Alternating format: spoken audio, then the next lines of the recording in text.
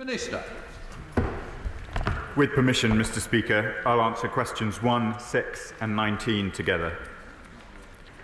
Israel must immediately allow rapid and unhindered aid into Gaza. The Foreign Secretary raised the humanitarian situation with Israeli Foreign Minister Saar on Sunday.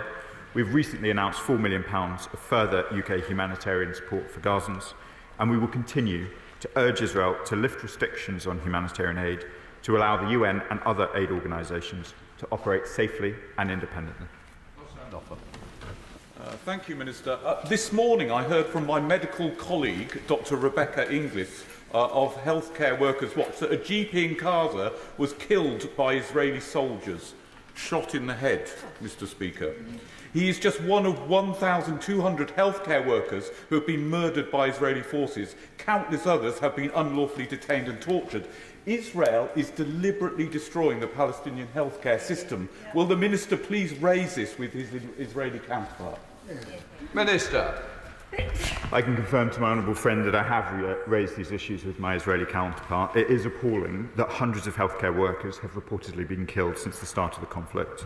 We continue to urge the Israeli authorities to ensure that incidents are investigated transparently and that those responsible are held to account and lessons learned. Healthcare workers, premises and facilities must be protected, allowing medical staff to do their work. First.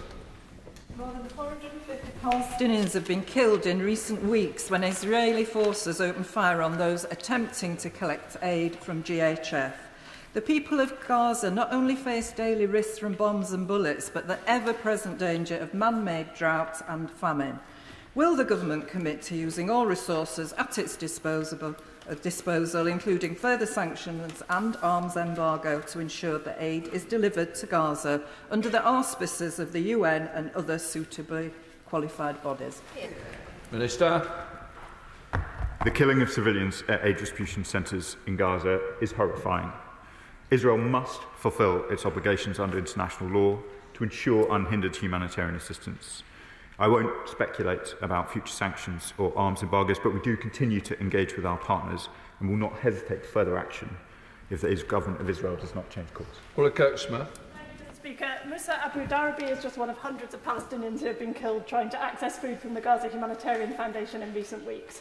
15 international human rights organisations have now warned that the GHF may face legal consequences for aiding and abetting or otherwise being complicit in crimes under international law, including war crimes, crimes against humanity or genocide. Will the Minister join me in condemning the murder of desperate and starving people, and what assessment does he make of the GHF's legality? Minister. Mr. Speaker, no one should risk death or injury to feed their family. And as I said in this House on the 4th of June, Israel's aid delivery measures are inhumane. We will not support any mechanism that endangers civilians. And we've continuously called on Israel, including most recently on Sunday, to immediately allow the UN and aid partners to safely deliver all types of aid at scale. Desmond Sway. On 3 occasions, the Minister, in answering this question, has said Israel must. What will he do if Israel doesn't? Minister. Mr. Speaker, as the honourable gentleman knows, this government has taken a series of actions in response to developments in Gaza. We will continue to take such actions until the situation changes. Alexis. Thank you, Mr. Speaker. What is the government's assessment of how effectively medical aid can be delivered to those in need in Gaza, including the remaining Israeli hostages? Minister. Mr. Speaker, aid can be delivered effectively into Gaza. There is an established mechanism through the United Nations and its partners. We want to see those mechanisms in place, but the honourable gentleman raises the vital question of ensuring that the hostages themselves get sufficient access to food. Both my right honourable friend, the Foreign Secretary, and I have heard directly from Eli Sharabi, a released hostage, who talks about the deprivation of food from hostages by Hamas. That must stop, and they must immediately release all hostages. We're a Hobhouse.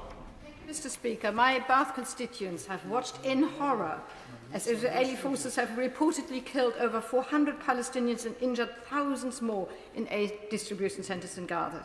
Over the weekend, dozens more Palestinians were killed while trying to access humanitarian aid. Why is the government still permitting the transfer of F-35 components to Israel through the international pool, knowing these aircraft may be used in operation causing mass civilian casualties? Minister. Mr. Speaker, we've set out the reasons why the government has had to make special measures in order to ensure that the F-35 programme continued to operate, including our continued role in the global supply, the global spares pool, which is in the United States. But I agree with the sentiments of the Honourable Lady's constituent. Clearly, the deaths around aid distribution centres are horrifying, and there needs to be a full investigation, action taken. But vitally, aid must get into Gaza at the scale required from enough distribution centres in order to try and avoid the horrifying scenes that so many have seen. Chair of the Select Committee, Emily Thornbley. Thank you very much, Mr. Speaker. We must not forget Gaza, despite the fact that the eyes of the world are now turned to the Iran-Israel war. It's very important that we continue to remember the suffering of the Gazans and we continue to move on it. As a witness to my committee said, there is lethal chaos in Gaza, a witness from MSF. But there is one read across, I think, from the Iran-Israel war, which I think we should learn from, which is the clear closeness between Israel and America and the fact that America can influence Israel. Yes. In our conversations with the Americans, can I ask the Minister to ensure that we continue to say to the Americans not to give up on Gaza and to use their influence to ensure that the Israelis do the right thing? There must be peace and the hostages must come home. Minister. Mr. Speaker, this government will not give up on Gaza. I can confirm that my right honourable friend, the Foreign Secretary, has raised Gaza in his engagements with the US. I have not forgotten about Gaza and was speaking to Palestinian counterparts just last night. The situation in Gaza will remain a top priority for this government. Mr. Speaker, Israel dealing with Hamas and Hezbollah is to be welcomed. But what is not to be welcomed is the continuing blockage of medical and humanitarian aid into Gaza. Whilst we continue to talk, children continue to die. And I hope that the Foreign Secretary will make it very, very clear that the continuation of children dying every single day is unacceptable, that he will stand up to the White House and the State Department and the Pentagon. He will stand up to the Knesset and to the current Israeli government of Netanyahu. The current deaths are just going on and on and on. How many more children need to die before something changes? Minister. Mr. Speaker, as I said, the Foreign Secretary has raised these issues both with his American counterparts and indeed his Israeli counterparts, and I have done the same. We remain steely focused on the situation in Gaza, including the tragic scenes about the deprivation of aid and the impact that is having on civilians right across the Strip, including children. We are trying to take every measure we can to try and reduce that suffering, including aid in where it can be brought in, aid into the region where that is the most appropriate way to reach the medically vulnerable, and in a few small cases ensuring that Gazan children can access medical assistance here. Shall the Secretary of State, David Patel. Mr. Speaker, the humanitarian situation in Gaza simply cannot continue, and we spent a lot of time in this House discussing the extent of the humanitarian situation and the fact that food and essential supplies are not getting into support innocent victims. Can I specifically ask the Minister, what discussions has he put to Israel and what proposals has he put for the opening of specific crossing points for aid delivery into Gaza? And can he give his assessment as to why he thinks the Israeli government may not be listening to this country and our government on this particular issue? Minister. Well, Mr. Speaker, the disagreement between the Israeli government is not simply with the British government. It was with a wide range of their partners. As I know, the Right Honourable Lady is aware, we signed a statement with 26 partners about the humanitarian situation. We did a leaders-level statement with France and Canada. There is a wide disagreement with the approach that the Israeli government are taking in relation to aid distribution. The Foreign Secretary discussed these matters, including entry points, with the Foreign Minister of Israel just over the weekend. We would like to see the Israeli government shift position. It is clear, for the reasons that the Right Honourable Lady says, that that shift must come urgently.